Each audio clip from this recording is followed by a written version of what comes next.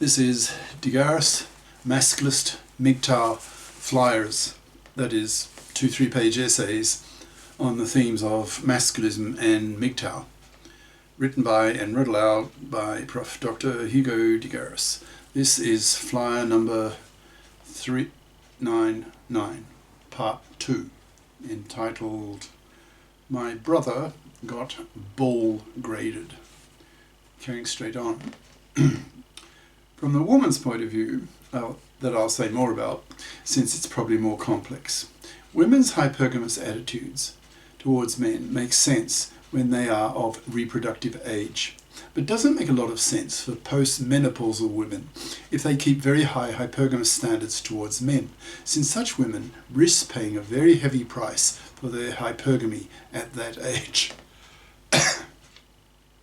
For example, take the case of hypergamous professional women, e.g. doctors, dentists, architects, lawyers, etc. These women are obviously FIPs, that's financially independent persons, and have the luxury to sample a large number of men, emotionally, sexually, professionally, in their 20s before they hit the wall, that is, lose their looks and their fertility. Surveys show at British universities that by the time the average female university student graduates, she has had an average of some 30 different penises in her. And by the time she is 30, she has had over 40 different penises in her. Other research shows that the more penises a woman has had in her, the higher is the probability that she will divorce her husband, who will be her 41st penis. Such a woman will have a strong basis for comparison with her husband, often hankering after the couple of alpha male hunks she was able to persuade to penis her in her 20s, spoiling her for life, since with her current 41st penis husband, she will never have that cunt-watering experience with alpha hunks again. Once women reach 40, they become largely invisible to men because they have lost their sexual attractiveness to men, since they are no longer fertile and about to experience menopause in their next decade. In the past, few women lived to age 50. The life expectancy in ancient Roman times was in the 30s, so few women survived to experience the inappropriateness of their hypergamous instincts when they were postmenopausal, compared to when they were fertile and readily penisable by young men. So, getting back to the female professionals, they have reached the top few percent of adults in terms of income, status, qualifications, etc., and so aim to mate with men of comparable status or above. For millions of such women, they have bought into the feminist message of "Go for it, girl! Establish your career, acquire status and wealth, get qualified and have a good career." They screw around like crazy under the influence of the pill and the feminist teaching that say to them that whatever men can do, women can do too, especially when it comes to having lots of experimental sex partners. When they get into their late 30s, with their biological clock ticking hard, there is no Mr. Right around, often not even a Mr. Right Now around. So they start to panic. They keep their hypergamous instinct, so they insist on finding a man of equal or comparable status. But given their own high status level, there are very few suitable male pickings around, since those men who are good enough for them have already chosen younger, more fertile and more sexually attractive women, and given them children instead. So millions of these older professional women soon discover that they are left on the shelf, much less attractive to men, especially to the quality men they prefer to date with and mate with. By the time these professional women are in their 40s and still manless and childless, they often go into deep depression, feeling that they have missed out on life, especially children, because their biological clock has stopped ticking. They are now barren and will never have kids again unless they have harvested their eggs and had them frozen for pregnancy in later life. But then the risk of them having deformed children goes up.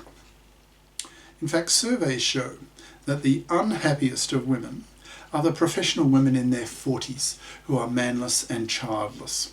They are the most miserable, and it's their own fault. Younger women are now learning from the mistakes of these professional women of their mother's generation, and are choosing instead to spend a few years on their career and then have their 1 or 2 kids while still in their late 20s, so that once their kids are off to kindergarten a few years later, they can get back to their careers and become hotshots themselves, and not just their husbands, whom they have hypergamously picked. So in the case of the COO that my brother dated one time, and decidedly not for a second time, one wonders if her hypergamy in her 70s makes much sense. By insisting on dating men above her in status, virtually precludes her from getting any second date at all. It seems that that is not very smart of her at all.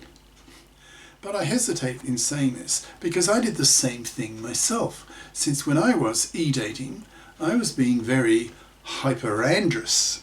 I don't know if that word exists, but it's the male equivalent of hypergamous. Insisting that any woman I would reply to had to have at least a master's degree. That is, I was very much a brain grader, since I learned to my cost when I was a prof in the US, e-dating, that the women with only a bachelor's degree were distinctly dumber than the women with at least a master's degree, and preferably a PhD, but there were very few of those. Of the 4 or so of the PhDs that I dated in the US, 2 of them were obese, so that certainly didn't help, because those relationships didn't last long due to the sexual repulsion caused by their obesity. As a man, it's difficult looking at a woman naked who has such rolls of fat that you can't even see her cunt. But I would argue that when I started e-dating after migrating to Oz, that's Australia, in my 70s, there were far more women than men on these e-dating sites in my age range. Brackets. I wonder why? ? So I had quite a choice and eliminated 95% of them immediately on lack of qualifications, applying my hyperandrous instinct to these women, because I didn't want to be bored by the dumber ones who know little, have few opinions about anything, and were generally a huge waste of time.